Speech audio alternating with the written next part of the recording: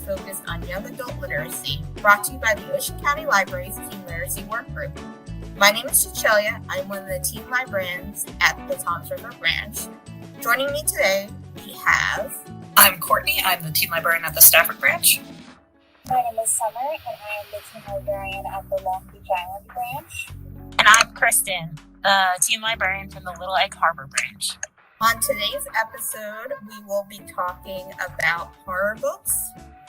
Like scary stories, ghosts, murder, and other things that go bump in the night, we will be discussing all of these on this episode. So my first question for everyone is, how would you yourself define horror? What elements go into a horror book? One of the standards for me is when you've got this sense of foreboding, like there's something going on and you don't always get to see what it is on the page, but there's things happening in the background that really adds to the spooky factor for me. I would agree with Courtney. I would also just add, it's that unsettled feeling. I think for me, horror can be scary monsters, horror can be ghosts, horror can be like weird things that happen in real life, but it's just like this feeling of being unsettled and not really knowing what is making you unsettled. I agree as well. For myself, at least, horror is more about atmosphere than anything else. I seek that out in any horror film I watch too. There's a sense of otherworldliness and something that's waiting for you in the dark. What I'm getting from everyone is the feeling it gives you and the atmosphere it creates in the novel. What are some tropes that you come to mind when you think of YA horror specifically? One thing I've seen that at least I think has been really a hot topic lately is true crime and thrillers in the horror genre, like One of Us is Lying. It has a sense of reality in it that I think is appealing, and it combines the classic whodunit with a more modern context. That's something at least I've been seeing growing in popularity at the moment, and it reminds me of a book that I read in high school when I was actually a teen, called I Hunt Killers by Barry Lyga, which was quite scary and good for anyone who's a fan of Criminal Minds. It's about a kid whose father was a notorious serial killer and who therefore has all of this knowledge of how to commit crimes and murder, but he doesn't want to have that knowledge, and he's unsure if having that knowledge makes him inherently evil or not, and so he starts using that knowledge and those skills to track down killers. Yeah, I know true crime is really popular, especially now. What about you, Kristen? Any tropes come to mind? I don't know if it would be necessarily a trope, but two things. I'm noticing a trend that follows or parallels trends in new horror movies for adults, that horror books are taking into account, as they always have, social issues. So recently I read White Smoke by Tiffany D. Jackson, and there are elements to that are true, scary, ghosty. But there are also elements to that talk about the experiences of underrepresented communities and the blending of families and all of those kinds of things that are happening with the horror. So horror doesn't happen in a vacuum. All of the issues of the day are also part of those books. I think for me, tropes, a clown in a cornfield. That one's Adam CESARE. You can't go wrong with clowns. What? They're terrifying. Oh, yes. Well, that's what it is. So clowns, cornfields, murdery things, that is, for me, pure horror. But Clown in a Cornfield also has a lot to say about there's something going on with these kids, And I think that's the big YA piece, is why is this YA horror and what sets it aside? And that has to do with the trope for me is It's not just like a scary cornfield, but there's a social aspect. Horror says something about society, and that is the most exciting part for me. Yeah, I feel like a lot of YA novels at least have something grounded in reality with horror. So I wanted to add, like, that is part of the horror genre. We're not just saying that there's scary ghosts and monsters. Scary ghosts and monsters are reflections of society. And so that's, for me, part of the genre is making sure that you're tied to saying something about what's happening in real life. You know what that just reminded me of is I'm a huge fan of the show Buffy the Vampire Slayer, and that's something that I think is so special about that show is it brings up that parallel between the drama and the trauma we go through as young people and the contrast of the horror you're facing in the paranormal or supernatural sense. I think when the show first came out, one of the taglines was "High school is hell," and they tie into that because the whole thing is that the Sunnydale High School is based on this portal to a demon realm. And that's something they bring up a lot in the show is the contrast between Buffy is living her life as a vampire slayer and she's battling demons and werewolves and vampires and risking her life every day. And then she also has an algebra test, or who's going to ask her to the prom, or she's having a fight with her mother. And it really brings it back to that base in reality, like Kristen was saying. That's actually a great tie-in for one of my favorite tropes that I've been noticing, which is the monster hunter. I feel like for a long time, you had the YA and it was the paranormal where it was always more on the side of romance.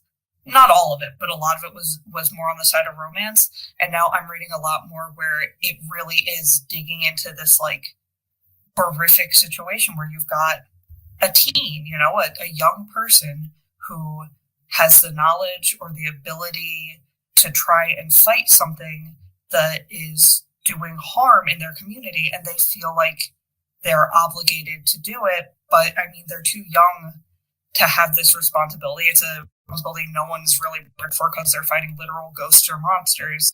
And I really enjoy that. I think it's a great trope. There's also, back to what we were talking about with reflecting different social issues, that made me think of The Initial Insult by Mindy McGinnis.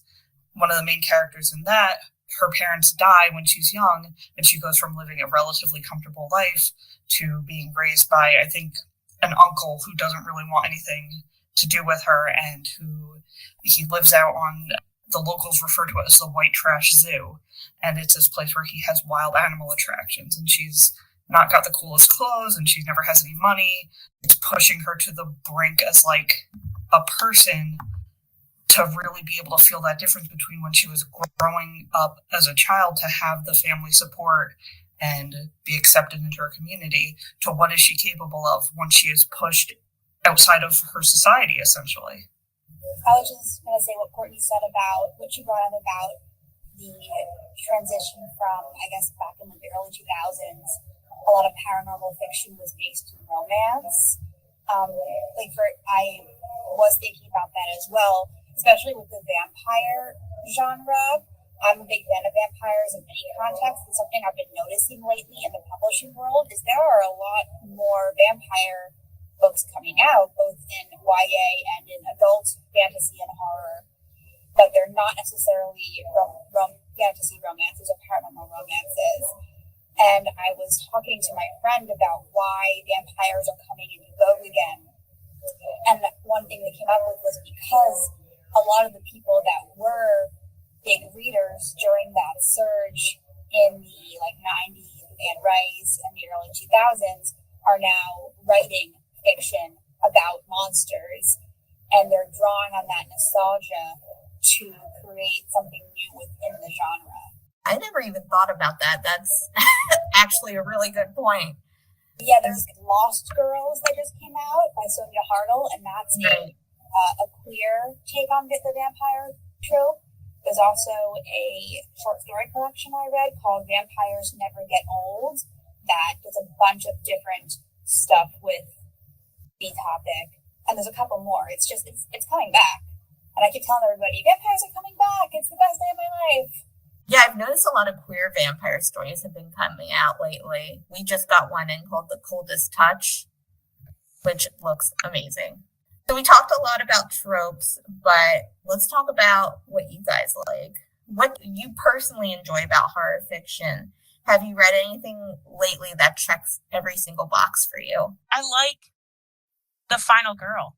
Recently, we've had a bunch of both YA and adult books that are like tongue-in-cheek on the trope of the final girl. The final girl, or who will become the final girl, knows that the final girl is a thing. It's like, I like the humor of horror because there's that piece that we kind of know what's going to happen. Horror is comfortable because it often follows a formula. And I think that for me is one of the things that like draws me to books. So recently I've been reading in preparation, but also going through the books that I've read. And for me, the Mary Shelley Club, it hit a lot of the marks. So that's Goldie Moldavsky wrote the Mary Shelley Club. And it's like secret society meets murder meets pranks. I like that the members of the Mary Shelley Club are all horror fans. So they all know the things that are supposed to scare people. And the goal is to be the one that isn't scared, but also to be the one that scares the other members of the group. And for me, those books and movies that have tongue-in-cheek, like Scream, the original Scream, Jamie Kennedy's character knows here are the things to survive a horror movie, right? And I like that humor piece in any horror that hits boxes for me. There's got to be something that's pointing back to what horror is as a bigger genre. Summer, have you read anything that checks all your boxes? Horror tropes, anything that you particularly enjoyed lately? Well, my favorite thinking about in horror is monsters. I love monsters. I love the Universal monsters. And I enjoy, particularly, I like when the main hero, most likely a female hero, is the monster. I like, for example, the movie Ginger Snaps, which I think is one of the best werewolf movies ever made, where our teenage girl gets bitten by a werewolf and becomes a werewolf. Because I think there is something very inherent and relatable about the monster transformation in the teenage world, because you're going through a time when everything is changing, your body, your mind, your place in your life and your family and among your peer group, and then you contrast it with the transformation into some kind of monster, and it's similar in a way and it's relatable, but it's also empowering, even though you are in a sense losing control, and that's usually part of the plot. It is giving you power. And something that plays into that is a graphic novel I just read called Squad by Maggie Takuta Hall. And I've heard it described as like Ginger Snaps meets Heathers. It's about this girl who comes to a new school and she is quickly taken in by this popular clique of girls. And she finds out that they are werewolves and they eat boys. Particularly, they hunt boys from other school districts, and usually ones that they kind of, how do I explain this? They kind of seek out high school boys that are preying on high school girls. And when they confirm that that boy is going to try to attack them, they lure him away and kill him and eat him. But then the main girl starts feeling a little disillusioned with her new popular group. She also finds out that she's kind of developing a crush on one of the girls in the group. And it's kind of about if she's going to choose this life of being empowered, but feeling like she's losing who she is in the process, or finding power within herself instead. I love werewolves, and I read that one, and the artwork in it is amazing. What about you, Courtney? Anything that you've read recently that is everything that horror should be. Here's one that I didn't realize was a trope or something that I would dig, but like a lot of the YA horror I've been reading, a few of the different ones, they have this storyline where the main characters, the group of teens, they are descended from people who were doing this monster fighting or ghost hunting or whatever, or they've got people in their families. It's like they're finishing the unfinished business left behind by their parents or by their ancestors. I just read Now Entering Adamsville, Francesca Zappia, and this, you've got a main character who hunts these fire-starting monsters, and of course she ends up getting accused of arson because she ends up in places where there is fire a lot of the time. And she's got her mom who has disappeared, and her dad is in jail, and her cousin who her family doesn't really get along with her part of the family, and she's got to figure out how to get enough people around her who can help her fight this problem without getting arrested because things keep burning down around her. There was also a few years back, and I just learned that this one actually had a sequel that I need to read, but it's called The Devouring Grey by Christine Lynn Herman. That's another one where you've got the main character and her mom move back into the town that they came from, and it turns out that she's the latest in one of the founding families of the town, and these four families have been working together for decades or centuries to keep the evil in the woods from taking over their town. I don't know what it is about that I like. It's part of it is you've got people who are connected who don't necessarily want to have to work together. So you can get a little bit of this like enemies to reluctant allies to friends, and I really enjoy that.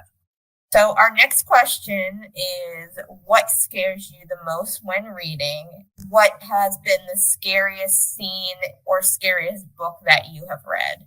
What really gets me, what actually makes me feel like creeped out and scared in real life with horror stuff, is when there's something that's happening to a character and there are other characters nearby and they can't do anything about it.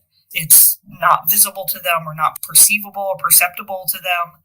And The Dead in the Dark by Courtney Gold, there's a character who can see ghosts, like they're a real thing and they can see them and like sort of maybe kind of communicate with them sometimes. And the character's trying to use this connection to figure out what's going on. And there is very, very real physical danger. And they're stuck trying to figure out who the killer is, who is going around doing murder before they get murdered. And the only way they have to do that for themselves is to try and communicate with these presences that no one else can see. And it's just that helplessness that, like, you're right on the verge of being able to be okay, but it could go so wrong and no one can help you with it. That actually creeps me out. Has anybody ever, like, yelled at a book as you're reading, like, no, don't go that way? I think I close the book. It's like I can't look at it. We can deal with this right now. I can't keep reading to see what is going to happen next.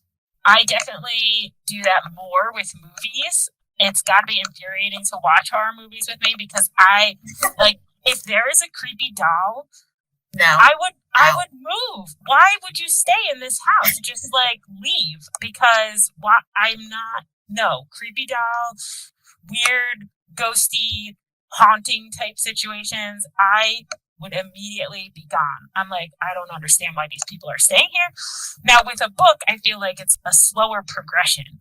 I'm still not happy with what they're doing. But I've never like thrown the book. I tend to throw books when the character that I was invested in dies or something like that happens, because then I'm like, why did you kill the person I cared about? And then I'm mad at the book and the author. And, with movies, I am way more vocal with how those choices are not what I would have done. Have you had any scenes that have particularly stood out as this? I can't deal with this. Now, that's interesting because the scenes that I'm screaming at, I still enjoy because they got me all riled up. But there's a scene, Grady Hendrix has the Southern Book Club's Guide to Slaying Vampires. And that's an adult book, right? That is an adult book, but I think Grady Hendrix is a little bit of a crossover. I agree. And there is a scene in that book where there's like crawlies. I wonder if she's thinking about that scene. It is. Because for some reason, his description of what was happening, crawly buggy situation. And like, it wasn't scary. It was just, yes, Courtney, it was just nope. That is how I felt. And I almost had to take a break from the scene because it got me all crawly. So it wasn't necessarily scary, but it was like, it skeeved me out. And I'm actually really happy that other people are agreeing that this was weird and like terrifying and possibly traumatizing. But that makes me feel like a little better because that scene got me. And I've read horror and I've seen horror, but that one is just too crawly. Well, she's also like hiding too. So you get this sense of her like trying not to make a sound. Like what Courtney had just talked about. There's something on the other side of this door or whatever is happening in the scene. There's something on the other side of this door and I might get caught and there's no one to help me. All of those pieces like really made that a heightened scene for me. Yeah, I kind of had a similar situation when I was reading White Smoke. Because of her, she has sort of a phobia and a fixation on bed bugs. Yes. And that just, like, I had a bad experience with bed bugs, so that was, like, breaking up stuff for me. And I was scratching the whole time I was listening to it. Yes, and I feel like that wasn't supposed to be the horror of the book. Yes. But her reactions and feelings and the way that bed bugs were something that she fixated on was really powerful to make a heightened sense of anxiety for a reader, because that might not be something that has ever impacted me, but my character that I'm following is so on edge because of this thing that the other things can get in. So I just want to say a fun fact, that sensation you get when you're reading or thinking about insects and you start feeling itchy is called swarmification. I don't like that fun fact. I don't like that. I get it all the time. I'm like a very sensitive person, so like I can't even like look at bugs without being like the summer. My name is Summer, but the summertime with all the insects is horror for me. I can't deal with it. Even the name of it gives me that. Oh no, I'm sorry. Swarmification sounds like you're going to join, though. I don't like it. I was hacking it all the time, so I Googled what is this sensation, and Google was like swarmification. I was like, okay. And sometimes giving a name to something lessens the anxiety of it. Maybe not in this case, but it can. I would not have named it that. Because the idea of a swarm is just like, that is terrible. It's actually really funny that Courtney brought up creepy dolls and Kristen brought up Grady Hendrix, which were both of what I was going to mention in my what scares me thing. But I don't want to interrupt anybody if they have something more to say. I think creepy dolls all around. Creepy dolls, clowns, bugs. Well, the thing about the creepy dolls is that I think what scares us really changes over time, because when I was in high school, I read this book called Bad Girls Don't Die. And in it, the main character, her sister, they moved to this new town, and her younger sister has recently become really interested in doll collecting. She has like a room full of dolls of all different kinds. And there's one in particular that they like find in the house when they move there, that there's this really old doll, and she takes it with her everywhere. And eventually the older sister starts getting suspicious vibes about the doll. And there's this scene where she's asleep or like half asleep, and she starts dreaming and hearing this voice in her head telling her to go unlatch the window. And and she starts going to the window, and she realizes, and she doesn't really know what's happening, but you as the reader are aware that, like, this is the doll or the spirit within the doll's voice trying to get her to, like, go to the window and hurt herself. And that really freaked me out when I read it as a teenager. Like, could not sleep because of it. However, that has changed because you guys are going to hate me, but I collect dolls. I have a small collection of vintage dolls that whenever someone comes over to my house, my friends think it's fine, but my husband's friends, when they come over, they're just like, this is terrifying. I do not agree with it. And I'm like, don't be a baby. But now, as an adult, the book I was thinking of that most recently scared me was a Grady Hendrix book. The one I thought of was, I agree totally with everything you said about the Southern Book Club. That did totally freak me out. But what I was thinking of was the one he wrote before that, We Sold Our Souls. There's a thing that Grady Hendrix does in a lot of his books with his characters where usually the main character goes through a point in the story where they are aware that there is a danger presenting itself to themselves and their friends or family, but no one believes them. They are isolated or otherized in some way that makes them someone that their friends and family just don't believe that they're correct in their apprehension. And that kind of is the most terrifying part, that you as the reader know that they're correct, but no one believes them, and everyone just thinks they're crazy. And there's this part in We Sold Our Souls where the main character gets kind of trapped and locked up because they think she's crazy, and she has to escape, and she has to go through this tunnel and wedge herself through this really tight crevice in the rock. And it's this really claustrophobic sense of being pressed down on all sides, but not being able to go backwards. You can only go forwards because it's your only means of escape. And it was this all-encompassing sensory feeling, very much like the bug thing, but different. And I think Grady Hendrix is just a great writer in that sense because of that. Claustrophobia is also another thing that's like a note for me.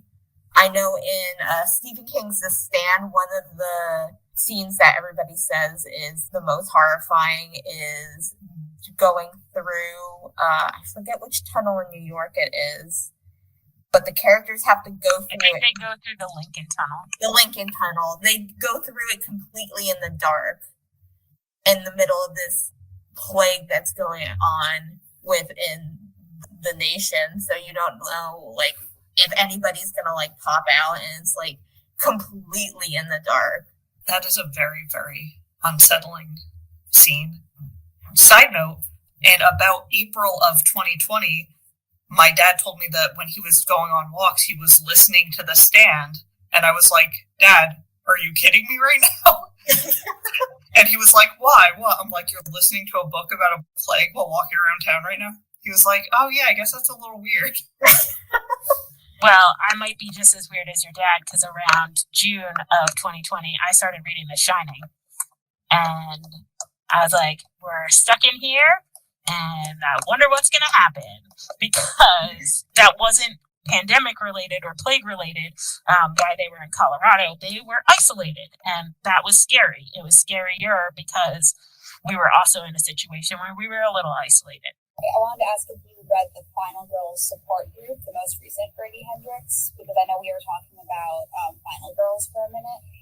I did. I read that. I read the Final Girls support group, and then I thought it was good. I think the reason that I liked it is the same reason that I listed as a reason that horror speaks to me. It's self-referential. So as a new person to horror, you don't need to know everything, but it's going to reference you back to other things, and then you can go explore more of the genre. I totally agree. I was just thinking, because one thing that happened to me with that book is that the main character is like hypervigilant all the time and is always worried about like something happening to her because she was like a victim of that massacre. And so after I read it, or during, at that time of the year, it was like nice out, so I was going on a lot of like jogs and walks. But what would happen is I'd be jogging and I'd catch myself like looking over my shoulder and getting really antsy because I was afraid that someone was going to kidnap me. And I was like, this is the book's fault. This is the book. And for those who are listening that maybe haven't read the Final Girls support group, it's a support group for the Final Girls from now. He has taken liberties to change the names of these spree killings by we're thinking of movies like Friday the 13th and Halloween, and you can pick out and kind of figure out which movies he's referring to. And so the Final Girls of all of those join a support group, but maybe there needs to only be one final girl. Another thing I like about Grady Hendrix is that, as I feel like the horror genre obviously can be read by any gender of person, but I do think it's very popular with people who identify as women. And one thing I like about Grady Hendrix is that he almost exclusively writes from the female perspective, but he does it in such a thoughtful, respectful manner.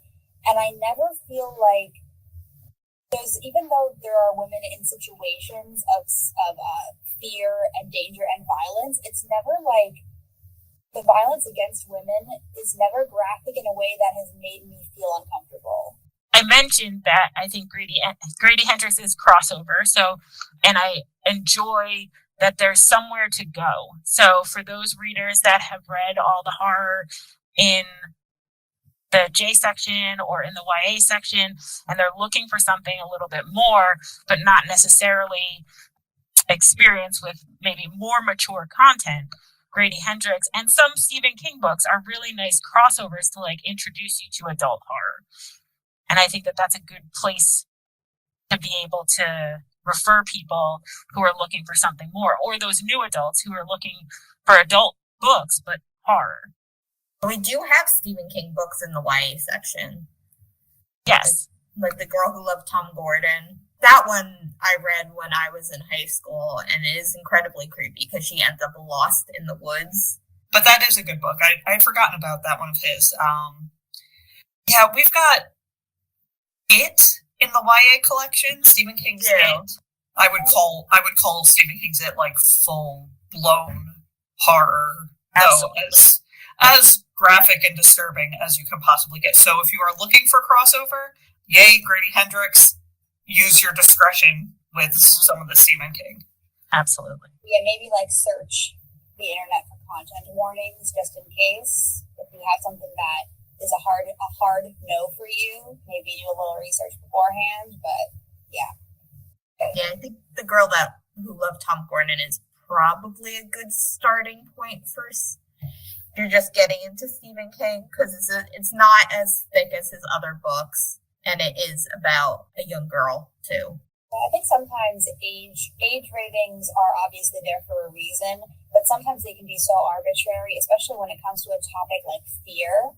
Like, for example, Coraline by Neil Gaiman, I've seen it in both the juvenile section and the young adult section. And that I've heard people describe as a terribly scary book. But it really depends on who you ask. It's extremely subjective. Right. Has there ever been a book that you had to put down because it was too scary or too gory? I know we talked about that a little bit. I really can't remember ever having put down a book and not finished it because it was too scary. Usually when I go into a book and I'm just not feeling a connection with it, I will put it down and not finish it, but never because it was too scary. Usually, if we're talking about like stuff that we stay away from in horror, something that I personally can't deal with is I don't love body horror. Anything super visceral is kind of dicey for me. I said before, I prefer more atmospheric horror as opposed to gory horror, as well as anything dealing with violence against children or sexual assault. That kind of makes me uncomfortable, so I try to stay away from that as well. But it depends. Like, if it's a really, really good book, I might try it. But I think The Merciless by Danielle Vega is a YA horror book that was pretty gory, and I liked it anyway. It has a very much stuck in a house with people trying to kill me situation, but they're all like high school girls. And that was pretty scary and pretty gory, but I got through it because I was very invested in the story. But I never put down a book and stopped reading it because I was too scared. trope, like high school girls are terrifying. It seems to be a trope. They are. With no fear. Like the Mean Girls aspect, but, you know. Mean Girls, but add demons. Demons, murders, ghosts, witches. I can't remember a specific title, but I will say that I am also the body horror, like too much gore. I can't get into it. It's not even that I'm scared. It's just, it grosses me out and like I'm not enjoying myself. And as I've gotten older and become a parent, stuff happening to young kids, it makes me too upset. So if I were for the first time now reading a book like Pet Sematary or something like that, I would not be able to get through it. The thing about that is in the movie, they got the cutest kid to play Gage in that movie. He's so cute, and it makes it 1,000 times worse. I know that's one of the books Stephen King himself also says is like one of his most terrifying books. But other than that, if a book is really scaring me, that just means that I'm going to stay up all night to finish it, because once the book is over, the monster's gone, I guess, more or less. Well, you can close the book, I guess. That doesn't do it. That'll keep everything inside. That's my logic. A funny thing about Pet Sematary is, like, I haven't put down a book because it's too scary, but my mom once told me that she was reading Pet Sematary and she got so scared she she hid the book. She was like, nope, not tonight. That's my logic of it. Like, if I don't see it, that means I can forget about it. Was anyone a fan of the show Friends, where Joey's putting the horror book in the freezer? Yes, oh my god, and then, like, he reads Little Women, but it makes him so sad, he puts it in the freezer. Yes. I think I just turn more lights on in the house, because if it's scary and I'm alone, and then I'm like, oh no, it's gonna get me. So I just pretend it's daytime out there. Just like if it's a very scary movie, we're gonna watch it in the daylight. The day. Yeah. Because in the daytime, nothing can get us. All right, so our next question is, do you guys have favorite horror reads? Any ones you go back and reread over and over again? I am not a rereader, at least not intentionally. Sometimes I will start a book and then not realize that I had started it. And then I'm halfway through and I'm like, yeah, I already read this. So I do not intentionally reread books, except for a few like very specific favorites. And I don't really have horror books that I would reread often. But I can't leave this podcast without mentioning the impact of both Christopher Pike and R.L. Stine, because those authors were the beginning of YA horror. That was the beginning of having something that was not all adult characters and was not from the children's section.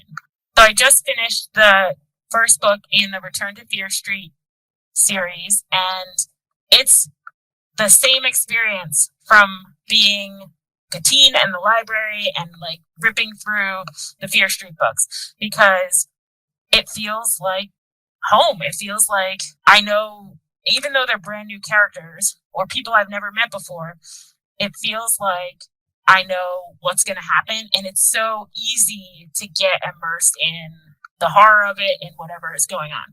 And so we've mentioned Stephen King, who's like a giant in adult horror, but R.L. Stine, a lot is owed to him for what he began in YA horror and is still doing. For me, definitely R.L. Stine. Now, I was a little old for Goosebumps, so I didn't do Goosebumps as much, but Goosebumps is where we start our horror journey in children that are readers right now. Goosebumps is where you go when you're like, I want something scary, but I am in second grade. And that's small child. Yes, that's where we start our beginning horror lovers. And I think that there's something to be said for that, for an author that's been doing that for decades, bringing people up in horror. And I think that that's great. For me, going back to those like early reads is really powerful. But one of my favorite recent horrors, I really liked Clown in a Cornfield. And there will be a sequel. So you can mark your calendars for that, because it was just a great October scary, like a horror that's happening in a cornfield. Kids are getting murdered. Some of them are dressed as clowns. What could be better? So for me, the slashery type horror is where it's at. But those like creepy things that I started with when I was first reading R.L. Stine is what brought me to where I am. Courtney, what are some of your favorite horror reads? Any that you reread over and over again? I don't even remember because Kristen just reminded me about R.L. Stine, and I had my mind is blown because I loved the Goosebumps books. And I was going to say that I haven't found horror that I really reread, but I probably read everyone I owned multiple times because it was a series that I was super into. And you know what? They're pretty scary. Like, if I remember, they were pretty creepy. It was like the scary story Tell in the Dark. Oh yeah. Some of that stuff was legitimately scary. And there's creepy dolls. And there's creepy dolls. And I just think it's interesting because if you get into this conversation about aging, like giving an age range for horror, Summer said, how do you determine for fear what the proper age range is? But it's true, like I said, I'm not a super big rereader on horror, but I think that it's an interesting way to think about it is what are we getting out of these books? What are we getting out of reading things that legitimately scare us? And it's one of the most interesting things about the horror genre to me is this idea that there's some sort of emotional catharsis that we're getting from it. Horror has always reflected society and our anxieties and fears and hang-ups in society, and I feel like it's always been a good way at processing the fear that we feel. And it's thinking about myself as a kid, legitimately scared of the dark, actually young and very much afraid that there might be something in my closet, still choosing to read these stories where there really is something in the closet that wants to eat you. And it seems like it just, for a lot of people, just fills this role, this need to go through that experience of feeling that fear in relative safety. I didn't answer the question, but I talked for a while, so I figure that's okay. That is perfectly okay. Absolutely perfect. I figure we've pretty much hit on everyone's favorite, but are there any books that we haven't mentioned of yours, Summer, that you would like to talk about as a favorite? I was thinking about what you said about R.L. Stine kind of ties into this, because when I was a kid, when I was in elementary school, R.L. Stine was having a big moment once again. I think I'm a little in a younger age bracket than a lot of the people who loved R.L. Stine, but it was still really popular. But I was too much of a scaredy cat to read them. But I was so intrigued by them. What I would do is I would read the back covers, like I would read the summaries, but I wouldn't read the book because it scared me too much. And I think that kind of led into my reading preferences as an adult. And as a teenager, I like atmospheric horror, but sometimes stuff that's really scary wigs me out. And one of the things that brings me into something I read recently that I think would be great for anyone who likes a spooky book, but not necessarily a scary book, is the Stalking Jack the Ripper series by Carrie Maniscalco. It's a YA horror mystery. There are 4 books, and each one centers around a historical figure. There's Stalking Jack the Ripper, Hunting Prince Dracula, Escaping from Houdini, and Capturing the Devil. And I'm pretty sure that the devil in the 4th one is referring to a American serial killer named H.H. Holmes, but I haven't gotten to that one yet. But I read this book a couple of years ago, and I recently reread it on my e-reader, and I still really liked it. It's about this girl in Victorian London who is really passionate about forensic science and forensic medicine, and she studies with her uncle, she studies cadavers and is really interested in the anatomy of the human body. But that plays into the theme of she's not supposed to be doing that because she's supposed to be a proper lady, and proper ladies aren't interested in science and dead bodies. But she gets caught up in the Jack the Ripper investigation, and she and one of her uncle's other students, who may or may not be a love interest, start investigating the Jack the Ripper murders. And so there's a mystery element, there's a horror element, there's a gothic element that is really appealing. So if someone is looking for a book that is spooky and scary, but not necessarily super graphic or terrifying, that I would recommend that series. Nice. And I think a lot of horror has genre crossover with, we said in the beginning, true crime and mystery. Sometimes there's a little romance mixed in. So the last question I have for everyone is there anything you haven't seen in the genre that you would like to see in the future? I don't know that I have enough of an overview of genre trends. My brain doesn't seem to work that way. I guess give me more teams of kids who end up crossing dimensions into another world, because I like that in any genre. So I need more of it in horror too. More Stranger Things type. Yes. Actually, Courtney, this is a series that does cross genres. It's like fantasy, but also horror. It's called the Wayward Children series, and it's about children who have fallen into other dimensions like Alice in Wonderland or Wizard of Oz. And when they come back to our world, how do they deal with that, with dealing with the regular world? And so you get to see them, like, there's like one world that's like an underworld. Greek underworld is another world that's like Jekyll and Hyde. And so it does cross into like horror, but also fantasy. But I definitely think you might like that if you like. It's hilarious. I have spent this entire podcast not talking about Wayward Children because technically it's classified as an adult series. I'm so sorry. It's amazing. I love it. I didn't mean to assume you hadn't read it. Now I love that. I love that you've read it. I also think that I definitely think it's a what did Shelley call it?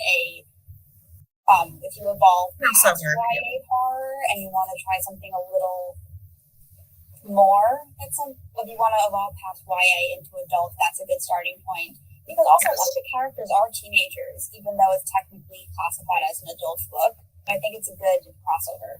Yeah, it absolutely is. And you get like an A++ on Reader's Advisory because you picked out a perfect series for me just based on the couple sentences I said. Oh my goodness. I get a gold star. Oh my goodness. It's amazing. I'm sorry for assuming you hadn't read it. I just didn't think about it. I was like, oh, this is good. Yes.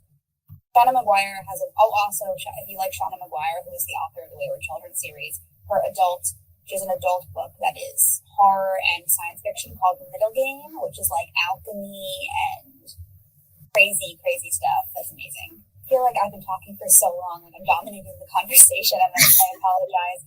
I don't know this is necessarily missing in the genre. It could exist and I just haven't found it myself.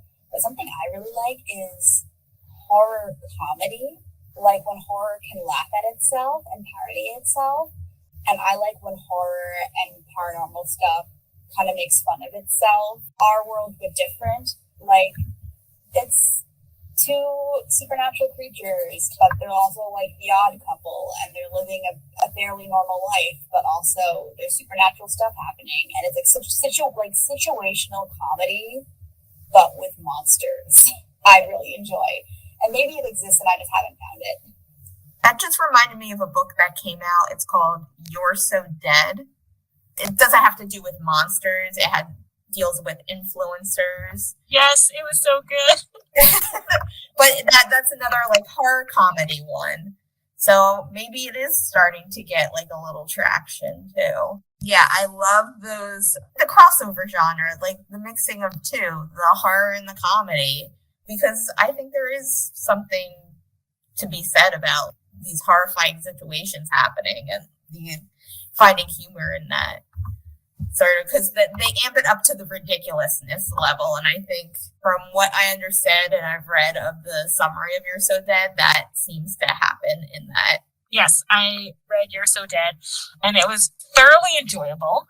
And in similar ways that horror is a place to come home to, because you kind of know what's going to happen, even though you don't necessarily know what's going to happen. That's how I felt with You're So Dead. And it was very like, everyone has a secret that comes to this island for a festival is called Pyre Festival.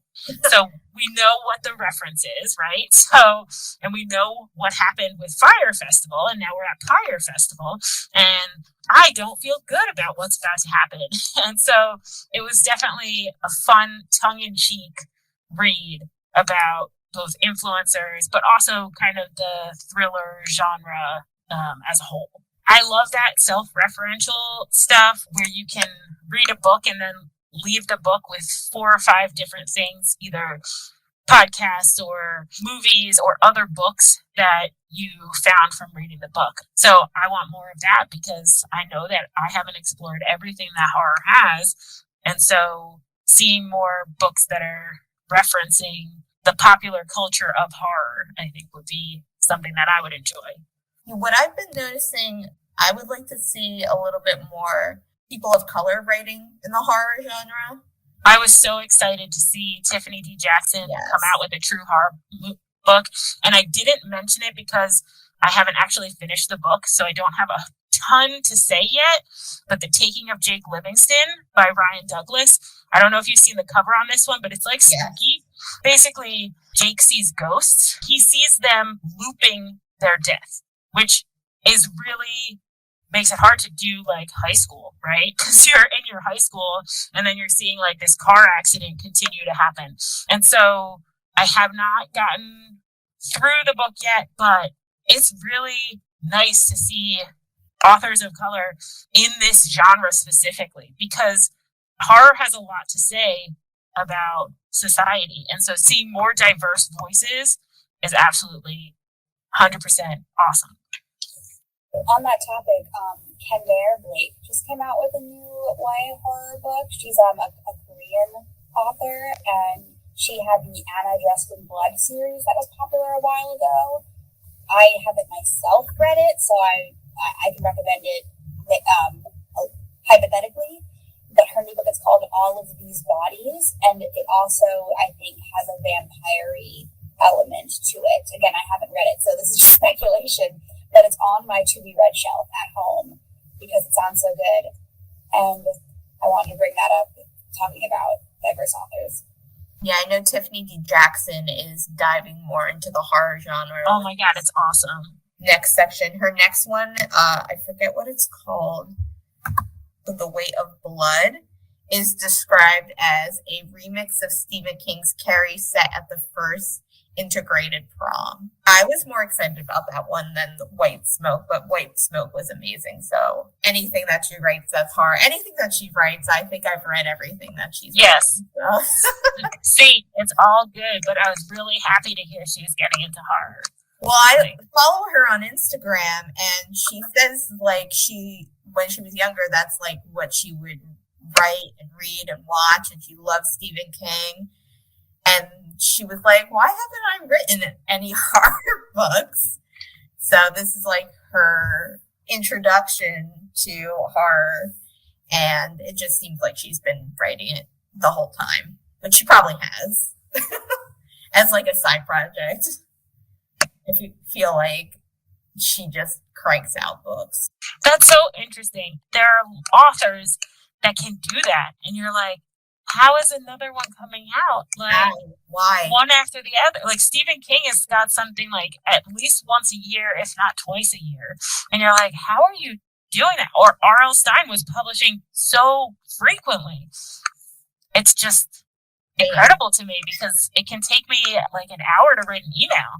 Like, so I'm just super impressed with some production of these authors. This is just, I know that we're sort of wrapping up here, and I do want to add that the pandemic making its way into both horror and romance and all the other genres has been really interesting to see. I think I would be cool with more of that because it's, again, that horror has something to say about society. And so I enjoy seeing what's happening now reflected in horror, which then reflects what's happening back at us. I totally agree with the horror like in society thing, and I also think that, not to be like the girl who keeps talking about monsters, but I definitely think the trends that we see in monster fiction also reflect something about where we're at in society. Like like vampire romance was a big thing for a while, and then there was a big surge of books about zombies. And now I'm not sure if there's one that overshadows all others, but like I said, we're seeing a trend in vampires again. So it kind of makes you think, like, what about the time we're living in is making us gravitate towards this kind of monster? Well, thanks for joining us today. Be sure to check out the Ocean County Library's website for more podcasts and our website's calendar of events page for more events like this. All titles mentioned in today's episode can be found through the Ocean County Library, free with your library card. If you have any reader advisory questions you would like to be featured on future episodes, please email us at wavesofya@gmail.com. Until next time, happy reading. Support public libraries. Like, share, and subscribe for more great videos.